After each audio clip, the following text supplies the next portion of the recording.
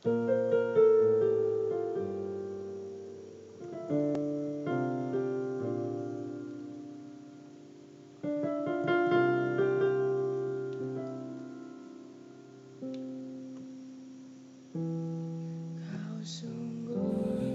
adik-adik semua, selamat hari Minggu, semangat pagi, luar biasa. Bertemu kembali dengan Amang Sintu Arionando Butar-Butar dalam khotbah 5 menit anak atau Ko5 untuk ibadah sekolah minggu pada hari ini, Minggu 13 September 2020. Firman Tuhan buat kita pada hari ini saya ambil dari kitab 1 Korintus pasal 10 ayat 31 sampai dengan ayat 33. Demikian kesaksian firman Tuhan. Ada di sini juga nanti jalannya. Aku menjawab, jika engkau makan atau jika engkau minum atau jika engkau melakukan sesuatu yang lain, lakukanlah semuanya itu untuk kemuliaan Allah.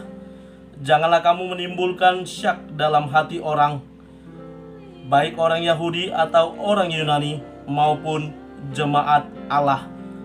Sama seperti aku juga berusaha menyenangkan hati semua orang dalam segala hal, bukan untuk kepentingan diriku, tetapi untuk kepentingan orang banyak, supaya mereka beroleh selamat. Adik-adik semua yang menjadi firman Tuhan, judul firman Tuhan buat kita pada hari ini, semuanya untuk kemuliaan Allah. Tahu ya, semuanya untuk kemuliaan Allah. Apapun yang kita lakukan, semuanya untuk kemuliaan Allah.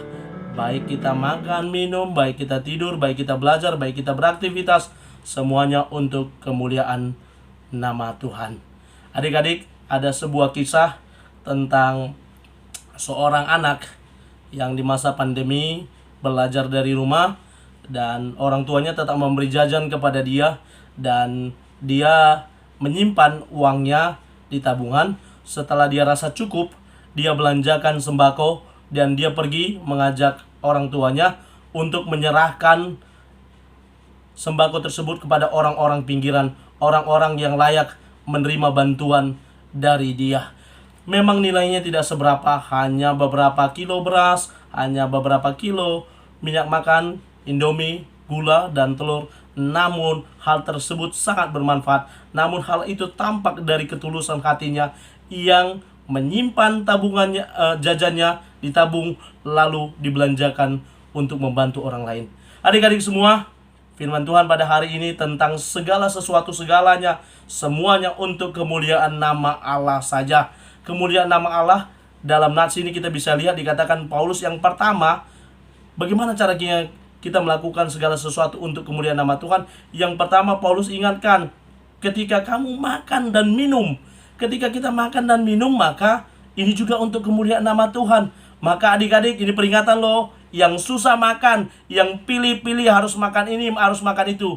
Hai adik-adik, ingatlah, banyak saudara kita, terlebih lagi di masa pandemi ini, mungkin tidak makan 3 kali sehari, bisa saja hanya 2 kali, atau bahkan 1 kali, atau yang lebih sadis, tidak makan dalam 1 hari. Mungkin besoknya dia baru makan, dia harus berpuasa dan mencari bantuan orang lain untuk dapat makan. Sementara kita makan dan minum dengan senang, dengan tepat waktu, dengan sesuka hati, semuanya ada, semuanya tersedia. Tapi kita tidak mau makan, kita pilih-pilih. Saya harus makan Indomie, saya harus makan ayam, saya harus makan telur, saya nggak mau makan ikan. Banyak orang adik-adik tidak bisa memilih, menentukan item menu A, B, C, D. Ayam, telur, daging sapi, belum lagi daging B2. Mereka tidak bisa, apa yang ada itu mereka makan.